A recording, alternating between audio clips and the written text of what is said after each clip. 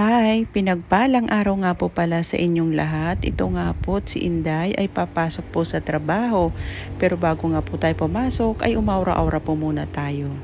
Fast forward po tayo, kinabukasan nga po, araw ng Thursday, ito nga po si Inday ay maglalaba. Ay araw po ng paglalaba dito sa bahay dahil nga po nakikihiram lang po ako ng washing sa kapatid ko. Kaya ito nga po kahit po Sabado pa po sana ang aming laba pero maglalaba na po kami ngayon kasi nga po pagdating po ng linggo ay gagamitin na po ang kanilang washing.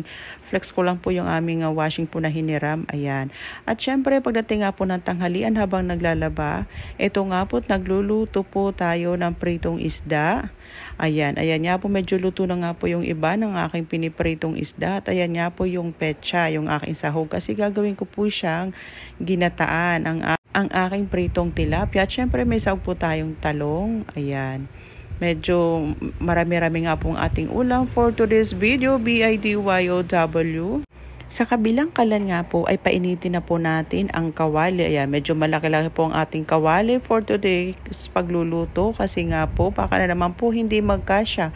At syempre painitin po natin muna ang ating kawali at lagyan na nga po natin ito ng mantika. At pinatay ko nga lang po muna yung kawali, yung apoy sa kawali kasi nga po mainit na po yung kawali. Medyo na late pa ako ng paglalagay ng mantika. Kaya sabi ko patayin ko po muna yung apoy ng kawali. At ayan nga po at hinalo-halo ko na nga po. At syempre binuksan ko na nga po ulit kasi hindi na po masyadong mainit ang kalan. Syempre medyo pakalati lang po natin ng konti. Ayan nga po yung sahog ng aking gagawing ginataan. Syempre may luya, may sibuyas, may kamatis, may bawang. Halo-haluin nga lang po natin ito para hindi po masunog. At syempre para maluto din po muna ang ating mga sahog. Lalong-lalo na po yung luya para may konti pong anghang. At saka kamatis para may anghang. At mayroon din pong asim. Sana all may asim. Ayan nga po, taluluin lang po natin mga mare. Huwag po natin kakalimutan haluin para hindi po ito masunog at hindi po pumait po yung lasa ng ating sahog. Kasi gagataan nga po natin yan. Yan po magiging sahog ng ating mga paggagata. Ayan nga po, sumili pa po ako sa camera dahil baka nga po sabi ko ay hindi nga po nakikita ang aking kawali. Ay sa summer po talaga dati ay pag kami po naggagata ay wala na po mga pagganyan-ganyan. Kapag gata po ay talagang dinidiretso na po namin sa kaldero dahil sa mahal nga po ng mga ingredients po dati ay gano'n lang po ginagawa namin, diretso na po talaga sa kaldero. Ayan na nga po nilagay na po ni Inday ang gata. Ayan.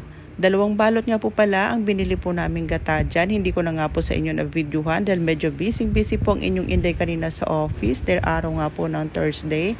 Kaya hindi na po ako nakapag-video po sa palengke. Kaya nga po nilagay ko na nga po yung isa pang gata.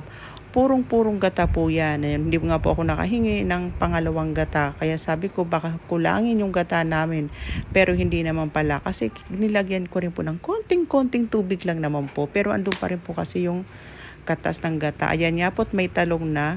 At syempre yung talong po kasi inilagay ko na po talaga kasi sabi ko nga baka matagal maluto kaya inilagay ko na po siya dyan sa aking gata na pagkakalagay pa lang po para maluto na rin po siya. Medyo ikalat lang po natin ng konti ang talong na ating sahog kasi para din po maluto nang sabay-sabay yung ating sahog sa ginataan. At syempre mga mare, wag po natin lalakasin ang apoy yan. Medyo hinaan lang po natin yung katamtaman lang, yung sapat lang yung apoy. Oo nga po pala, nilalagyan ko nga po pala yan ng suka. Lahat po ng pagluluto ko, nilalagyan ko lang po ng isang takip ng suka. Ang dahilan ko po dyan, kaya ko po yan nilalagyan para lahat po ng pagkain na aking lulutuin ay hindi po madaling mapanis. Kahit naman po sa sinaing, kapag marami po akong sinasaing, syempre lagyan po natin ng paminta. Kahit marami po akong sinasaing, nilalagyan ko po iyan ng konting-konting suka, kutsarita o kahit ano po. Basta yan po yung dahilan kung paano hindi mabilis mapanis ang pagkain. Parang yan po yung technique. Pero mga mare, kanya-kanya naman po tayo ng style ng pagluluto. At syempre, ayan na nga po si Modra. Ayan, tinitingnan niya yung pagluluto ko kung tama po ba yung aking mga ginagawang paglalagay ng mga sahog. Pero yun nga po, may kwento ko lang po sa inyo. Talaga nilalagyan ko po yun ng konting-konting suka. At syempre, nilagay ko na nga po yung isda. Ayan na nga po yung tilapia. O di ba, pinakita ko pa talaga si tilapia. Yung paborito po namin. Ulam yan dito sa bahay, yung ginataan. Kapag ganyan nga po yung ulam namin, ay talaga marami pong aming nakakain. At syempre, hinaan lang po natin ng apoy. Kasi luto na naman po lahat yan. Ayan, kaya hindi na po natin kailangang lakasan ng apoy kasi ang niluluto na lang po natin dyan ay ang gata. Siyempre, isa-isahin po natin ang paglalagay, wag po biglaan para ikalat din po natin sa loob ng kawali. Mga mare, maraming salamat po sa mga nanonood po ng vlog ko. Ayan, lagyan po natin ng asin. Ayan. Hindi wag po kayong mag-alala, hindi konting-konti lang naman po ang paglalagay dyan ng aming asin. Kaya hindi po maalat yan mga mare. Halata talaga medyo marami yung aming ginatang tilapia. Ay talagang ulam na ulam po kami talaga sa tilapia. At syempre haluluin po natin. Ayan, konti lang naman po para mapunta lang po talaga sa ibabaw yung mga nasa ilalim. Para mapunta po yung asin po doon sa ilalim. Ayan, haluhuluin lang po natin. Talaga si Inday sipag na sipag po talaga lagi sa pagluluto dito sa bahay. Ang pinaka-paborito ko po talaga sa lahat kapag magluluto po ng ulam, yung pagpiprito po ng isda ay talagang magaling po talaga ako dyan sa pagpiprito ng isda. At syempre, ilagay na nga po pala natin yung pechay. Ayan. Medyo pinutol-putol nga po dyan yung pechay kasi syempre medyo mahaba. Mahirap pong kainin yun. Kaya sabi ko, putol-putulin or hatiin sa gitna. Ay, wag lang po natin bibiglain po yung paglalagay po ng mga ganyan sahog po sa ating niluluto. Medyo konti-konti lang po. Tapos po, ayan po, halo-haloin lang po natin. Ilagay po natin sila sa ilalim. Ayan. Para naman po mabilis maluto. Lalo na po yung mga tangkay ng pechay. Kasi medyo matagal-tagal po maluto ang pechay. Yung mga tangkay po nila. Pero mas maganda po dyan kung medyo i-half cook lang po natin. At syempre wag po natin kakalimutan. Takpan nga lang po muna natin. Syempre para tipid din po yan sa gas. Kaya takpan po muna natin para hindi po lumabas yung init po ng ating niluluto. Para yun na rin po mismo ang magluluto po sa loob ng kawali. O, di po ba? Mga mare kasi kaya po kami nag-isda ngayon. Ilang araw na nga po kami nagbababoy dahil nga po doon sa inutang po ng kapatid ko doon sa katrabaho niya. Sabi ko, kami naman ngayon, sabi ko, mag-isda-isda. Dahil isang araw nga po, ay nag-ulam na naman po kami ng baboy. Sabi ko ngayon talagang panahon na para mag-ulam po tayo ng isda na naman. At nakakamiss din talaga ang isda. At ito na nga po mga mare, luto na nga po ang aking ginataang tilapia. Maraming salamat po Lord sa mga biyaya niyo po lagi sa amin na hindi po kayo nagsasawang biyayaan po kami at bigyan po ng makakain araw-araw.